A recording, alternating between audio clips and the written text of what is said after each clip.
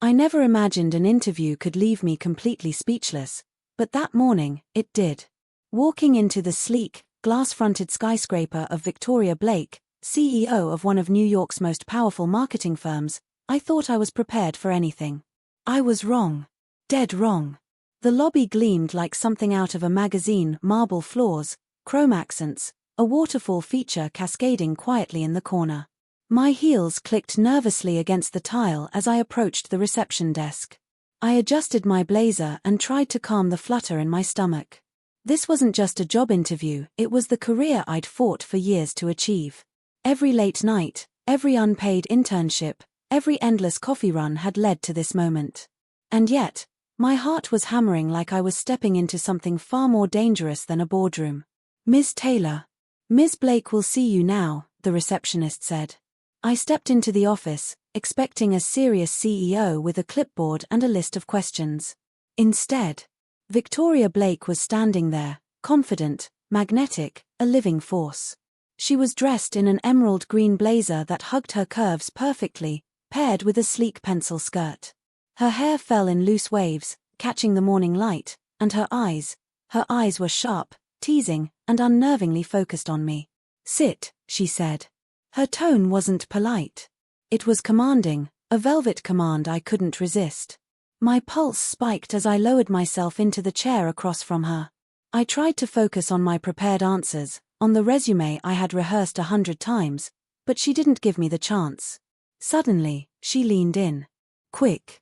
Bold. Unexpected. And her lips were on mine. Oh my God, this can't be happening. She's my CEO. My boss. And yet, before I could react, it happened again. A second kiss, longer this time, brushing over my lips with a force that left me dizzy. My mind was screaming, my body betraying me. And then, a third. Firm, insistent, undeniable. Every cell in my body tingled with alarm and exhilaration at the same time. When she finally pulled back, her eyes bore into mine. "I like honesty," she murmured, her voice low, almost teasing. "And I think I see potential in you." Potential? That's what she called it. Not desire. Not attraction. But in the space between us, the air was thick with something far more dangerous. Something I wasn't prepared for. I left her office in a daze, barely able to breathe. The city outside seemed sharper, brighter, alive in a way it hadn't before. Every step I took felt surreal, like I was walking through a dream where boundaries didn't exist. I had dreamed of this job for years. I had fought tooth and nail for every opportunity. And now, the very person I had admired from afar, the CEO I had idolized, had crossed a line I didn't even know existed. And yet, I didn't want her to stop. I found myself in a small coffee shop, trying to regain composure. My hands shook slightly as I stirred my latte. I could still feel the ghost of her lips, the warmth of her touch, the sharp, thrilling gaze that had pinned me to her office chair. How could one interview, one moment, turn my world upside down? I was terrified and exhilarated. My mind raced with every possible scenario. Was she testing me? Flirting? Or something far more dangerous? Earlier that morning, I had walked into the office thinking I knew how interviews worked. Polite smiles, firm handshakes, rehearsed answers.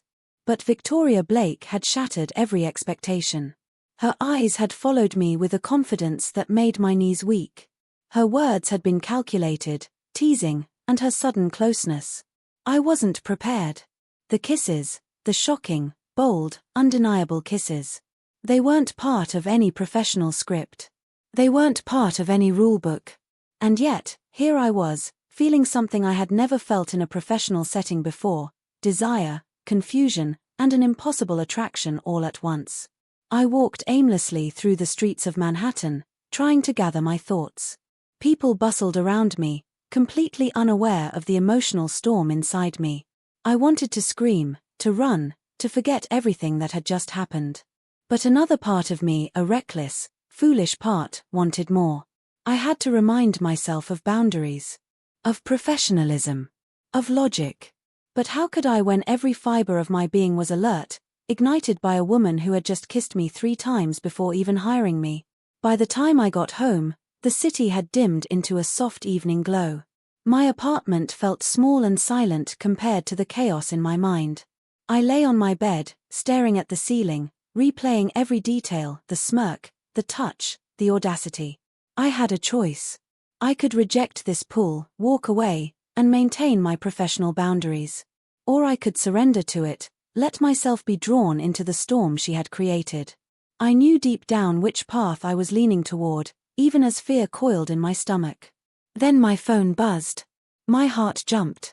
I didn't know if I wanted to look, to know what came next, or to keep pretending that none of this had happened. But curiosity, and something far more dangerous, won. The text simply read, "We need to talk. Tonight. Victoria." And just like that, my life had changed forever. The interview that should have been just a stepping stone in my career had become a dangerous game, and I was already playing without knowing the rules. The skyscrapers glimmered like jewels in the sunset. Somewhere between fear and excitement, I realized that nothing, absolutely nothing, would ever be the same again. The next morning, my phone buzzed with a message I wasn't sure I was ready to read. "I'd like to hire you. Meet me tonight. Victoria." My stomach flipped. Tonight.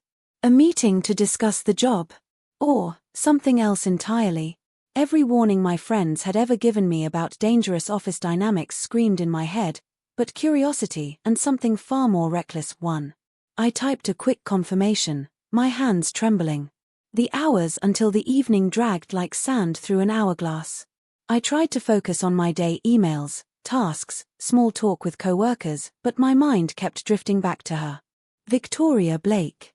The CEO who had kissed me 3 times before even hiring me. The woman whose gaze haunted every moment since that interview. By the time the sun dipped behind the city skyline, painting the skyscrapers gold and pink, I found myself standing outside her penthouse. The doors opened before I could knock, as if she had been waiting. She was there, poised and stunning, in a floor-length teal dress that shimmered in the fading light. My heart skipped a beat. "You made it," she said, a playful edge in her voice. She stepped aside, letting me in, her eyes lingering on mine in a way that made it impossible to think clearly. The city stretched below us, glittering, but all I could focus on was her. Victoria poured us both wine, her movements smooth, deliberate, mesmerizing. She leaned casually against the counter, her eyes never leaving me, as she described the company's vision, upcoming campaigns, and my role. And yet, there was something unspoken in the air. Every brush of her hand as she passed me, every laugh, every tilt of her head, seemed designed to unsettle me, to pull me in closer. I tried to concentrate, nodding at the right times, speaking professionally, keeping my thoughts grounded, but it was impossible. The chemistry between us was electric. My pulse thumped in my ears, my palms sweaty despite the cool penthouse air. Then she stepped closer. So close that I could feel her warmth radiating. "You're more than I expected," she whispered, low, almost daring. "And I don't want to let you go." I froze, my mind a jumble of warning signs and desire. I wanted to run, to remind myself of boundaries. But my body betrayed me. My chest tightened, my breath caught, and I realized I wasn't sure I wanted to leave. She smiled, a slow, knowing smile that left me dizzy. Her eyes flicked down to my lips, and I felt a shiver run through me. "You understand the offer, yes? The role, the responsibilities," she asked, her voice professional, but there was an undertone that made my stomach twist. "Yes," I managed, my voice barely steady. I'd love to work here." Her grin widened, teasing, victorious. "Good. Because I've already decided I want you on my team, and, maybe, a little more." I blinked. Did she just say that out loud? Was this a date? A test? I didn't have time to think. She reached for my hand, letting her fingers brush mine, sending sparks up my arm. I wanted to pull away, but I didn't. I couldn't. The city lights reflected off the glass walls, painting the room in soft golden hues. I realized, with a rush of fear and excitement, that nothing in my life had prepared me for this. A job offer had never felt so intimate, so charged, so impossible to resist. We sat on the sofa, wine glasses in hand. Conversation flowed effortlessly, though each word carried weight I couldn't ignore. She asked about my past experiences, my ambitions, my dreams, and I found myself answering with a candor I had never shown anyone. It was intoxicating, surreal, and utterly unnerving. At one point, her hand brushed mine again. I swallowed hard, heart hammering. "Victoria," I began, uncertain. She leaned closer, tilting her head, waiting. And before I could finish my sentence, her lips found mine. Soft, deliberate, teasing, igniting a fire I hadn't known was there. My rational mind screamed at me to stop. She was my boss. This was reckless. Dangerous. And yet, I didn't want her to stop. I leaned in, almost instinctively, letting myself be consumed by the moment. When we finally pulled back, breaths shallow, the tension hung thick between us. She laughed softly, that same teasing sound that had haunted my thoughts since the interview. "You're exactly what I thought," she said, her eyes sparkling with mischief and something deeper I couldn't name. I left her penthouse later that night feeling dizzy, exhilarated, and terrified all at once. My phone buzzed again, a calendar invite confirming my start date, but I barely noticed it. All I could think about was her, the kisses, the way she looked at me, the magnetic pull I couldn't resist. Walking down the steps into the cool night air, I realized that my dream job had just become something far more complicated. My professional life had intertwined with something personal, something thrilling, something dangerously seductive. And somehow, I was already hooked. That night, I lay in bed replaying every detail, the way her hand had lingered over mine, the sparkle in her eyes, the audacity of those kisses. Part of me felt foolish, vulnerable, even scared. But another part, a bolder, risk-taking part, wanted to see exactly how far this could go. I kept imagining our future interactions, both professional and personal. Every meeting, every shared task, every small touch would now carry a tension I couldn't ignore. I knew I was stepping into a world where boundaries were blurred, where desire and ambition intertwined dangerously, and where every decision could lead to heartbreak or something far more intoxicating. And yet, deep down, I knew that I didn't want to walk away. Not from the job. Not from her. The city lights outside my window glimmered like a promise. A promise of danger, desire, and a connection that defied logic. I didn't know what tomorrow would bring, but I knew this. My life had changed forever, and I was powerless to resist it. The following week, Victoria texted, "Dinner. Just us. No work talk. 8 p.m. Rooftop." My chest tightened at the words. Just us. No work talk. The message was simple, but loaded with possibilities I wasn't sure I was ready to face. My mind raced. Was this a date? Was it another test? And yet, I couldn't resist. I spent the day in a daze, attempting to focus on tasks, emails, and phone calls. But every moment, my thoughts drifted back to her. To the way her lips had pressed against mine, the audacity in her gaze, the magnetic pull that had consumed me during that first shocking interview. Each memory made my pulse race, my stomach twist with anticipation, and something more, something dangerous. By the time I arrived at the rooftop restaurant, Manhattan glimmered beneath me, the skyscrapers glowing in the golden light of early evening. Victoria was already there, standing near the glass railing, her silhouette framed against the skyline. She wore a midnight blue evening dress that clung to her curves, flowing gracefully in the breeze. My breath caught.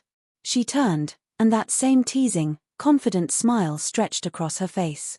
"You made it," she said, her voice carrying that soft authority that had hypnotized me before. The city buzzed around us, but in that moment, it felt like we were the only two people alive. The table was set with soft candlelight, delicate crystal glasses, and an intimate view of the city below. She poured wine for both of us, her fingers brushing mine just enough to send shivers up my arm. I tried to focus on small talk, the weather, the city, generic topics, but it was impossible. Every glance, every tilt of her head, every playful smirk reminded me of how dangerously close we had already been. "You seem nervous," she said, leaning closer, eyes locking on mine. I guess I am," I admitted, my voice low. My heart pounded so hard I was sure she could hear it. Her smile deepened, mischievous, teasing. I like that about you. A little vulnerability makes things interesting. I tried to steady my breathing, but it was hopeless. The city lights reflected in her eyes, sparkling, mesmerizing, impossible to look away from. I realized then that this wasn't just attraction. It was magnetic, consuming, a force I couldn't resist even if I wanted to. We talked, laughed, and shared stories that went far beyond the professional personas we had shown in the office. She asked about my childhood, my ambitions, my fears, and I found myself answering honestly in a way I never had before. There was a thrill in the vulnerability, in sharing pieces of myself with someone so powerful, so unpredictable. At one point, her hand brushed mine again. A deliberate touch, lingering just long enough to make my pulse spike.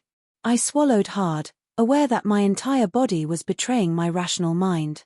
I wanted to pull away, to remind myself of the boundaries, the rules of professionalism, but I couldn't. And I didn't want to. You know, she said softly, leaning in, I've been thinking about you since that first day. Her gaze was intense, unwavering, and my stomach twisted at the implication. You're not just good at what you do, you intrigue me. You challenge me. I felt a flush of heat spread across my cheeks. I didn't know, I whispered, unsure whether to speak or simply let the moment consume me. Her laughter was soft, melodic, and it wrapped around me like a spell. She reached across the table, her fingers brushing mine once again. This time, I didn't hesitate. My hand met hers, and the electricity that had been simmering since that first interview ignited fully. For a long moment, we just sat there, fingers entwined, the city lights shimmering below us. No words were needed. The tension, the desire, the unspoken connection, it was all there, thick and undeniable. And then she leaned closer. So close that I could feel her breath on my face. I've wanted this since the first day, she murmured, her lips hovering over mine. But I need to know, you want it too. My mind screamed at me to stop. She was my boss. This was reckless. Dangerous. And yet, I didn't want her to stop. I leaned in, almost instinctively, letting myself be consumed by the moment. Her lips met mine, soft at first, then firmer, teasing, electrifying. The city around us disappeared. The lights, the sounds, the world, everything faded, leaving only the two of us suspended in that moment of impossible connection. We finally pulled back, breaths shallow, hearts racing. I could still feel her warmth, her closeness, the lingering touch of her hand. She smiled at me, triumphant and teasing, as if she had known all along that I wouldn't resist. You're more complicated than I imagined, she said softly. And I like that. You're unpredictable. Dangerous. Just the way I like it. I laughed nervously, my chest tight, my mind spinning. I had never experienced anything like this, an attraction so intense, so consuming, so utterly forbidden. And yet, I didn't care. Not tonight. Not with her. The meal ended too soon. The night air was cool as we stepped onto the rooftop, city lights glittering below us. She reached for my hand again, entwining her fingers with mine as if claiming them, and I didn't pull away. How could I? She had captivated me completely, from the moment I first saw her to every daring touch, every teasing smile. Walk with me, she said, her voice soft, intimate. I nodded, heart pounding. We strolled along the edge of the rooftop, the city sprawling beneath us like a sea of lights. Every step, every glance, every touch carried a tension that was impossible to ignore. At one point, she stopped, turning to face me. The wind tousled her hair, the city lights reflecting in her eyes. She reached up, brushing a strand from my face, and I realized just how dangerous this night had become. I was falling not just for her audacity, her power, or her beauty, but for the raw, consuming connection between us. And then, without warning, she kissed me again. Long, deliberate, impossible to resist. I melted into it, every rational thought abandoned. The skyscrapers, the city, the world, none of it mattered. Only her, only this, only the undeniable pull that had existed since that first morning in her office. When we finally pulled back, her forehead rested against mine. You're mine, aren't you? She whispered, almost teasingly, almost challenging. I didn't answer immediately.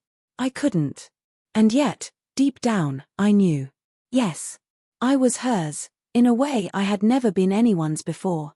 The night ended with a final lingering touch of her hand on mine as I walked away, my body alive with adrenaline, my mind a whirlwind of desire, fear, and anticipation. I knew that tomorrow, the office would feel different. The city, the job, and everything I had thought I knew, had all changed. I got home, trembling, my heart still racing. Every thought, every emotion, every memory of tonight replayed endlessly in my mind. The kisses, the teasing, the intimacy, it was intoxicating, addictive, and utterly dangerous. And I couldn't wait to see her again. Days blurred into a whirlwind of emails, meetings, and subtle glances that left my heart racing. Every interaction with Victoria Blake was electric, charged with a tension that defied logic, professionalism, and every rule I had ever known. The kisses from the rooftop date still haunted me, lingering in my thoughts and igniting a fire I couldn't ignore. It started subtly. A hand brushing mine over a report, a lingering look during a meeting, a shared laugh that made my chest tighten. Each touch, each glance, was a spark, and the sparks were catching fire. I tried to maintain boundaries, to keep the professional veneer intact, but it was impossible. She was Victoria Blake, irresistible, confident, magnetic, and she had claimed a part of me I didn't even realize was hers. One evening, after a particularly long day, she summoned me to her office. My stomach twisted as I stepped inside. She was leaning against her desk, arms crossed, a playful smirk on her lips. Her emerald green blouse shimmered under the soft lamplight, hugging her in all the right ways. I swallowed hard, aware of every nerve in my body screaming caution, yet drawn like a moth to a flame. "I've been thinking," she began, her voice low, smooth, deliberate. "About you. About us." I froze, unsure if she meant it in the professional sense or something far more dangerous. The room was quiet except for the faint hum of the city outside the floor-to-ceiling windows. She stepped closer, and I could feel the heat radiating from her body. "You know," she continued, tilting her head slightly, "I didn't hire you just because you're talented. I hired you because I see potential. And I don't like to waste potential." Her words were deliberate, teasing, but they carried an undertone that made my chest tighten. Before I could form a reply, she leaned in. Her lips brushed mine, soft at first, teasing, then firmer, demanding. My rational mind screamed to stop. She was my boss. Dangerous. Reckless. But every cell in my body betrayed me. I kissed her back, letting the tension, the desire, the forbidden excitement consume me. The kiss deepened, urgent and consuming, as if we were both trying to make up for every moment of restraint we had imposed on ourselves. When we finally pulled back, breaths shallow, foreheads resting together, I realized just how far this had gone. Office boundaries, professional decorum, none of it mattered anymore. "You're incredible," she whispered, her eyes dark, intimate, and impossible to resist. "But I need to know you want this too." No hesitation. I swallowed hard, my pulse racing. I want this. I want you." Her smile widened, teasing and victorious, as if she had anticipated the answer all along. She stepped closer again, our bodies almost touching. Every breath she took, every subtle movement, ignited something primal in me, a combination of desire, fear, and exhilaration. Over the next few days, the line between professional and personal blurred further. Meetings became excuses to linger near each other, emails were punctuated with playful undertones, and coffee breaks felt like secret rendezvous. I couldn't focus on anything else. Every thought, every heartbeat, was consumed by her, the woman who had kissed me 3 times before hiring me, the woman who now held my every desire in the palm of her hand. One evening, she asked me to stay late under the pretense of finishing a project. I didn't hesitate. My body and mind were already tethered to her in ways I couldn't control. The office was quiet, the city lights painting shadows across the floor, creating an intimate cocoon where only we existed. She approached me from behind, her hands brushing against my arms as she leaned over the desk. "You've been working too hard," she said, her voice low, teasing, almost dangerous. "You need a break." Before I could respond, her lips were on mine again. This time, the kiss was bolder, urgent, and full of unspoken promises. My hands found their way to her waist, pulling her closer as the office around us faded into insignificance.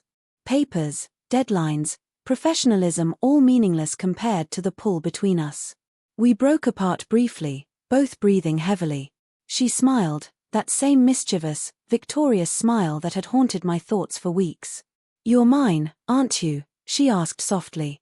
"Yes," I whispered, unable to hide the truth, unable to resist the force that had claimed me. From that night onward, our secret escalated. Lunch breaks became stolen moments, elevator rides turned into fleeting touches, and meetings ended with lingering glances that said everything we couldn't speak aloud. The danger, the thrill, the forbidden nature of our relationship made every encounter addictive, intoxicating. One particularly late night, as the city slept beneath us, she invited me into her office once again. The lights were dim, the room warm with the soft glow of the city beyond.